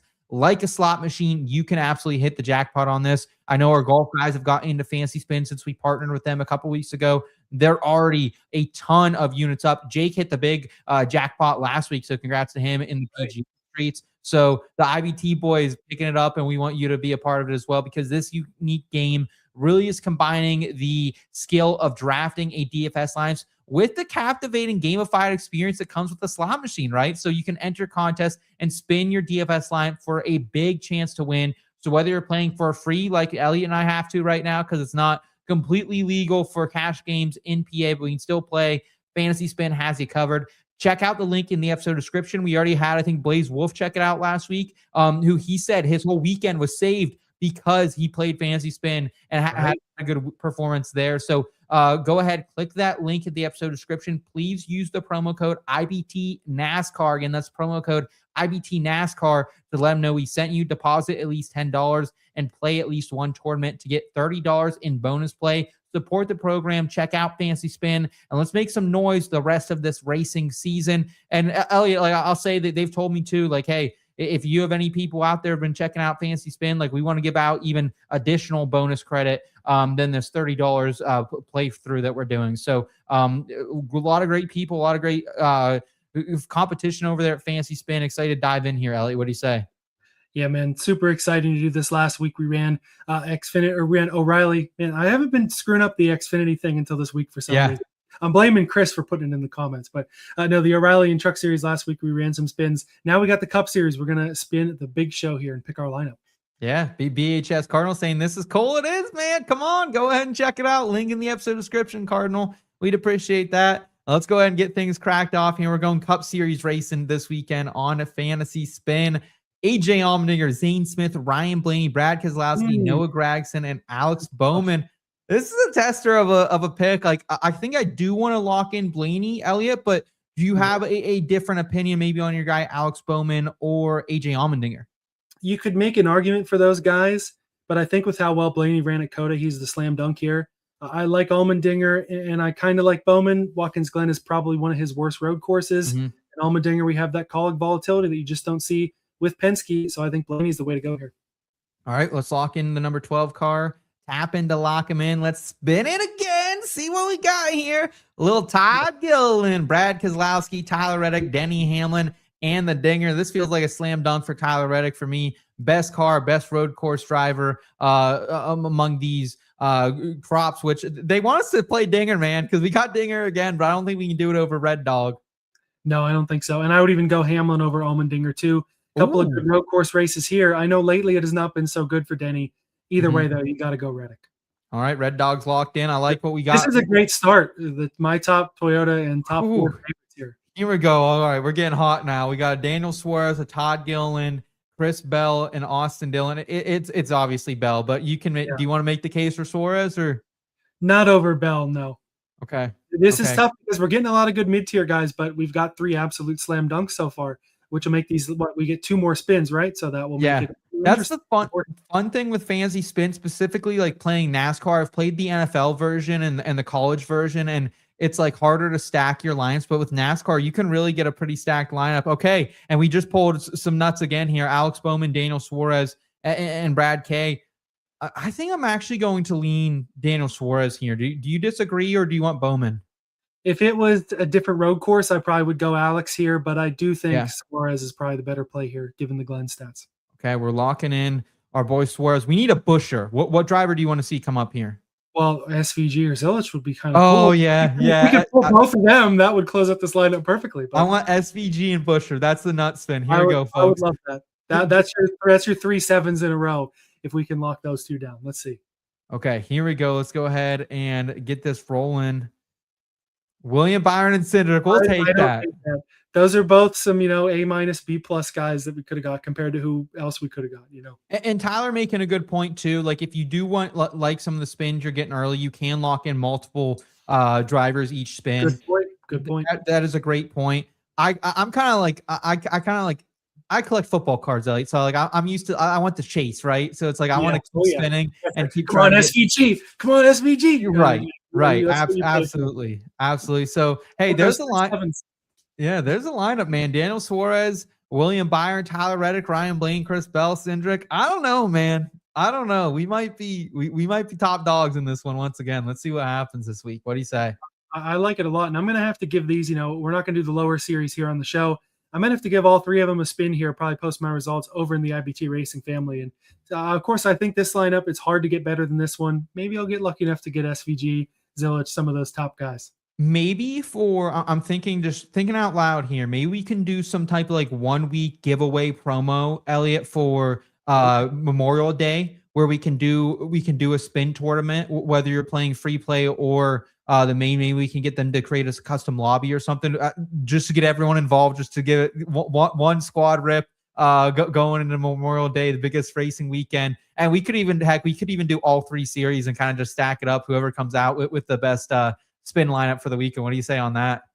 That would be a lot of fun. We'll have to figure out what to do for a giveaway item, but I know you got some extras over there, and I'm sure I got some stuff too that we can send out to the IBT fam if they can beat us. I mean, it's going to be tough.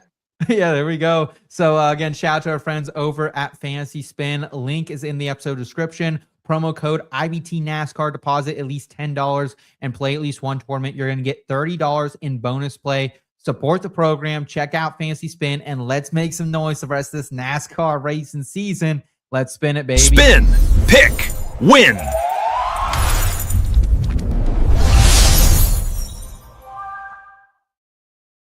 Great time here on the program tonight. Thanks for watching the Backroad. Thanks for all of your support at In Between Media. Always lots of great stuff going on here, Seth.